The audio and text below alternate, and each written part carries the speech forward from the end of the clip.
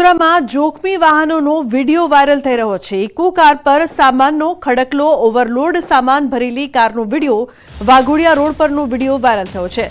Madhya Pradesh પાસિંગની eco ગાડીમાં overload સામાન ભર્યો, ગાડીની અંદર પણ ખીચોખીચ પેસેન્જર ભર્યા। તો હાલ આ વિડીયો છે તે વાયરલ થઈ રહ્યો છે। ઇકો કારમાં સામાનનો ખડકલો છે તે જોવા મળી રહ્યો છે। તો ઓવરલોડ સામાન ભરેલ કારનો આ વિડીયો છે તે સામે આવ્યો છે। ઉલ્લેખનીય છે કે વાઘોડિયા રોડ પરનો આ વિડીયો હાલ વાયરલ થઈ રહ્યો છે, જેમાં જોઈ શકાય છે કે કેટલો સામાન છે। ઇકો કાર પર સામાનનો ખડકલો જોવા મળી રહ્યો છે। વડોદરામાં ગોડાઉનમાં લાગેલી આગનો વિડીયો, સિલિન્ડર બ્લાસ્ટનો લાઈવ વિડીયો આવ્યો છે સામે। સુભાનપુરાના ફરસાણના ગોડાઉનમાં આગ લાગી હતી। ગેસ સિલિન્ડરમાં બ્લાસ્ટ થતા લાગી હતી આગ। એક વૃદ્ધ આગ બુઝાવવા પાણી નાખે છે તે દરમિયાન બ્લાસ્ટ થાય છે। તીવ્ર ધડાકો થતા વિસ્તારમાં નાસભાગ મચી ગઈ હતી। તો સિલિન્ડર બ્લાસ્ટનો આ લાઈવ વિડીયો છે તે સામે આવ્યો છે। એક તરફ જે દ્રશ્યો છે જેમાં જોઈ શકાય છે કે કઈ રીતે આગ બુઝાવવાની કામગીરી કરવામાં આવી, તો જે બ્લાસ્ટના દ્રશ્યો છે તે પણ સામે આવ્યા, જેમાં અચાનક બ્લાસ્ટ થાય છે। એક વૃદ્ધ છે તે આગ બુઝાવવાનો પ્રયાસ કરતો હોય છે ને અચાનક જ ધડાકો થાય છે। સિલિન્ડર બ્લાસ્ટના લાઈવ વિડીયો છે તે સામે આવ્યા છે। ગોડાઉનમાં આગ લાગી હતી, જેના બે અલગ અલગ દ્રશ્યો, એક તરફ બ્લાસ્ટ કઈ રીતે થાય છે તે દ્રશ્યો સામે આવ્યા, તો બીજી તરફ આગ લાગ્યા બાદના દ્રશ્યો સામે આવ્યા છે। ઓલપાડમાં ગત રોજ લોકાર્પણ કરાયેલા બ્રિજ પર અકસ્માતની ઘટના બની છે। સિદ્ધનાથનગરના દંપતી બાઇક લઈ જઈ રહ્યા હતા તે સમયે દંપતીને અકસ્માત નડ્યો। પિકઅપ બોલેરો કારે બાઇક સવાર દંપતીને પાછળથી મારી જોરદાર ટક્કર મારતા બંને ગંભીર રીતે ઇજાગ્રસ્ત થયા છે। ગંભીર રીતે ઘવાયેલા દંપતીને નજીકની હોસ્પિટલમાં ખસેડાયા છે। ટૂંકી સારવાર દરમિયાન પતિ ગિરીશ આહિરનું મોત નીપજ્યું, જ્યારે ઇજાગ્રસ્ત પત્નીની સારવાર ચાલી રહી છે। આ સમગ્ર મામલે ઓલપાડ પોલીસે ઘટના સ્થળે પહોંચીને વધુ તપાસ હાથ ધરી છે। તો કોડીનાર સૂત્રાપાડા હાઈવે પર અકસ્માત, મોડી રાત્રે અકસ્માત સર્જાયો। રાખેજ ગામ નજીક ટ્રક પલટી જતા બે લોકોના મોત નીપજ્યા। ઇકો અને બાઇક વચ્ચે થયેલા અકસ્માતને જોવા ઉભેલા લોકો ઉપર ટ્રક પલટી મારી। ટ્રક અને ટ્રેક્ટર વચ્ચે અકસ્માત સર્જાયા બાદ ટ્રક બે લોકો પર પલટી ખાધી, બે લોકોના મોત નીપજ્યા છે। ટ્રક ચાલક રાનાવાડા હોસ્પિટલ ખાતે સારવાર હેઠળ છે।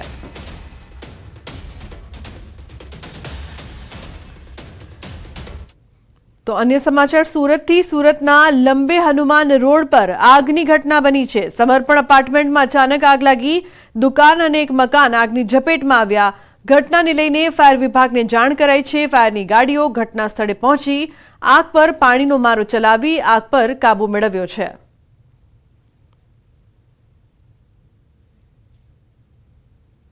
રાજુલા શહેરમાં ટાવર નજીક ભડભડ સળગી ઉઠી કાર। સ્વિફ્ટ ડિઝાયર કારમાં ભીષણ આગ લાગી। નગરપાલિકાનું ફાયર ફાઇટર બંધ હોવાના કારણે મુશ્કેલીમાં વધારો થયો। તો રાજુલા પોલીસ ઘટના સ્થળે પહોંચી। સીએનજી કાર હોવાથી પોલીસે બંદોબસ્ત ગોઠવ્યો। મુખ્ય માર્ગ હોવાથી લોકોની ભીડ જામી। આગને બુઝાવવા માટે કોઈ સાધનો કામ નહીં આવતા લોકોએ પાણીનો મારો ચલાવ્યો। તો આગ પર મહદઅંશે કાબુ મેળવી લીધો છે।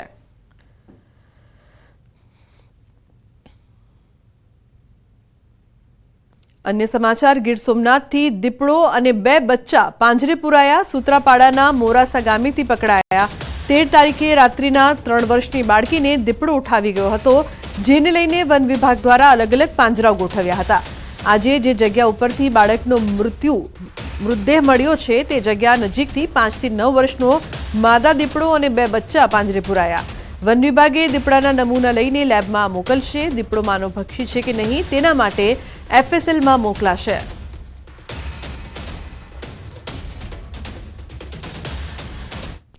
સુદામા તથા મહાત્મા ગાંધીની ભૂમિ પોરબંદર વર્ષોથી યાત્રાધામને લગતી ટ્રેનોની રાહ જોઈ રહ્યું છે। પોરબંદર રેલવે સ્ટેશનથી હરિદ્વાર, ઉજ્જૈન, જગન્નાથપુરી સહિતની ટ્રેનોની અનેક વખત માંગ કરવામાં આવી છે, પરંતુ હજુ સુધી એક પણ ટ્રેન ફાળવવામાં આવી નથી।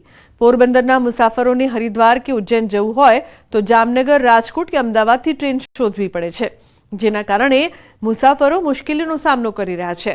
પોરબંદર પેસેન્જર એસોસિએશનના પ્રમુખે લાંબા રૂટની ટ્રેનોની માંગ કરતા જણાવ્યું કે રાજકોટ અને જામનગરની ટ્રેનોને પોરબંદર સુધી લંબાવવી જોઈએ, તેમજ હરિદ્વાર સુધીની ટ્રેનો ફાળવવી જોઈએ, જેથી પોરબંદરના મુસાફરોની કોઈ ધાર્મિક યાત્રા પર જવા હાલાકીનો સામનો ન કરવો પડે. યાત્રાધામને લગતી માત્ર મહાત્મા ગાંધીના નામનો ઉપયોગ જ થાય, પણ અહીંથી ડાયરેક્ટ કોઈ ટ્રેન છે જવું હોય તો એ ક્યાંય જતી નથી શ્રીનાથજી જતી નથી, દિલ્હીવાળી ટ્રેન છે એ હરિદ્વાર સુધી નથી જતી. ડાયરેક્ટ ટ્રેન જવી જોઈએ તો પેસેન્જરોને લાભ મળે. આ તો પેસેન્જરો છે એ માત્ર વાહને ચક્કર માર્યા રાખે, પણ પોરબંદરથી ડાયરેક્ટ કોઈ ટ્રેન નથી, જેથી એ ટ્રેનો ડાયરેક્ટ થવી જોઈએ એવી અમારી માગણી છે. હાલ રાજ્યમાં કાળઝાળ ગરમી પડી રહી છે, ત્યારે 40 ડિગ્રીની ઉકળાટ વચ્ચે અંકલેશ્વરની ઔદ્યોગિક વસાહતમાં ધમધમતા બરફના ઉદ્યોગોમાં તેજી આવી છે. અંકલેશ્વર ઔદ્યોગિક વસાહતમાં ફાર્મા ડાઇસ જેવી હેવી કેમિકલ પ્લાન્ટમાં તાપમાન સંતુલિત રાખવા માટે બરફનો ઉપયોગ જરૂરી બની જાય છે. ઊંચા તાપમાને આ કેમિકલ્સ જ્વલનશીલ બની શકે છે, તેથી સુરક્ષા હેતુથી બરફનો વ્યાપક ઉપયોગ થતો હોય છે. સાથે જ ઠંડા પીણા વેચતા સ્ટોલ્સમાં પણ બરફની માંગ વધી છે. એટલું જ નહીં, જાહેર સ્થળોએ થર્મલ બોટલ અને કુલર્સમાં બરફનો ઉપયોગ વધ્યો છે. છેલ્લા કેટલાક વર્ષોમાં કેમિકલ યુનિટો હવે પરંપરાગત બરફના ઉપયોગ બદલે ચિલિંગ પ્લાન્ટની દિશામાં વળી રહ્યા છે. આ બદલાવથી બરફ ઉદ્યોગમાં સ્પર્ધા વધી છે, તો વળી ઉનાળામાં ઊંચા વીજ વપરાશના કારણે વારંવાર વીજ પુરવઠા ખોરવાતા બરફ ઉત્પાદન પર સીધી અસર પડી છે. 42-43 ડિગ્રી આસપાસ તાપમાન રહેતું હોય, આ આકરી ગરમી વચ્ચે બરફની માંગમાં વધારો જોવા મળી રહ્યો છે. બજારોમાં પણ ઠંડા પીણામાં અને અન્ય વસ્તુઓમાં બરફનો વપરાશ થતો હોય છે. અને સમાચાર ધોરાજીથી જૂનાગઢ રોડ રેલવે ફાટક પર ડાયવર્ઝન અંદાજે 1 કિલોમીટર જેટલો ટ્રાફિક જામ. રેલવે ફાટકથી વાહનોની લાંબી લાઈન લાગી છે. ઓવરબ્રિજની કામગીરીને લઈને ડાયવર્ઝન અપાયું છે. જામનગરથી જૂનાગઢ તરફ જવા માટે વાહનો જમનાવડ રોડ પરથી પસાર થાય છે, તો લાંબી લાઈન લાગી છે, જેના કારણે ટ્રાફિક જામ.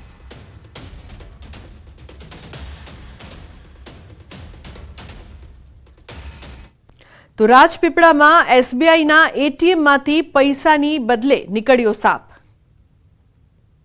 એટીએમ મશીનમાં કાર્ડ નાખ્યું અને પૈસાની બદલે નીકળ્યો ઝેરી અને ખૂંખાર સાપ. દ્રશ્યો છે રાજપીપળાના. શહેરના એટીએમમાં પૈસા ઉપાડતી વખતે ગ્રાહકો સાવધાન રહેજો. શહેરના એસબીઆઈ મેઇન બ્રાન્ચના એટીએમ સેન્ટરમાં સાપ ઘૂસી જતા દોડધામ મચી ગઈ.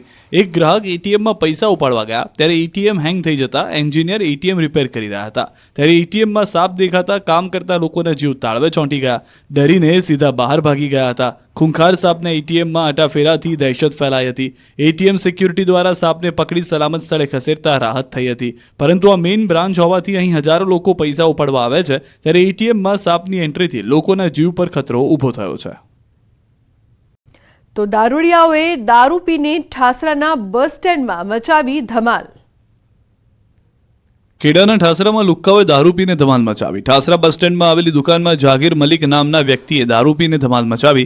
બસ સ્ટેન્ડમાં આવેલી કેન્ટીનમાં કામ કરતા વ્યક્તિઓની ધુલાઈ કરી. કોઈ કારણ વગર કેન્ટીનમાં ઘૂસીને કામ કરતા લોકોને માર્યા. દ્રશ્યોમાં જોઈ શકાય છે કે જાબીર મલિક નામના વ્યક્તિ નશામાં બસ સ્ટેન્ડમાં આવેલી કેન્ટીનમાં ઘૂસે છે અને કંઈ સમજ્યા વગર લોકો પર લાફાવળી કરવા લાગે છે, બબાલ કરે છે. જ્યારે એક વ્યક્તિ સમજાવે છે તો નશામાં તેને પણ મારે છે. વિડીયો સામે આવતા કેન્ટીનના માલિકે પોલીસ ફરિયાદ કરી, ત્યારે પોલીસ હવે લુક્કા તત્વો વિરુદ્ધ શું કાર્યવાહી કરે છે તે જોવું રહ્યું.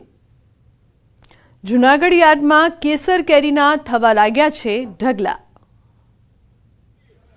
જેની આતુરતાથી રાહ જોવાતી હતી તે ફળોના રાજા કેસર કેરીની સિઝન શરૂ થઈ ગઈ છે. કેસર કેરીના હબ ગણાતા જૂનાગઢ યાર્ડમાં કેસર કેરીના ઢગલા થવા લાગ્યા છે. જૂનાગઢ માર્કેટ યાર્ડમાં કેરીની આવકમાં વધારો થયો છે. એક જ દિવસમાં 2000 કેરીના બોક્સની આવક થઈ. હાલ શરૂઆત હોવાથી 10 કિલો પ્રતિ બોક્સના 800 થી 1200 રૂપિયા ભાવ ચાલી રહ્યા છે. આવતા સપ્તાહમાં હજુ આવક વધવાની સંભાવના છે. કેરીની આવક વધવા છતાં ભાવમાં કોઈ લાંબો ફેરફાર થયો નથી, કેમ કે ગત વર્ષની સરખામણી કેરીનો પાક ખૂબ જ ઓછો છે, એટલે કેસર કેરીના રસિયાઓએ કેરીનો સ્વાદ ચાખવા માટે વધુ પૈસા ચૂકવવા પડશે. તો બુલેટિનમાં હાલ બસ આટલું જ. તમામ મહત્વપૂર્ણ સમાચાર માટે આપ જોતા રહો ન્યૂઝ 18 ગુજરાતી. નમસ્કાર.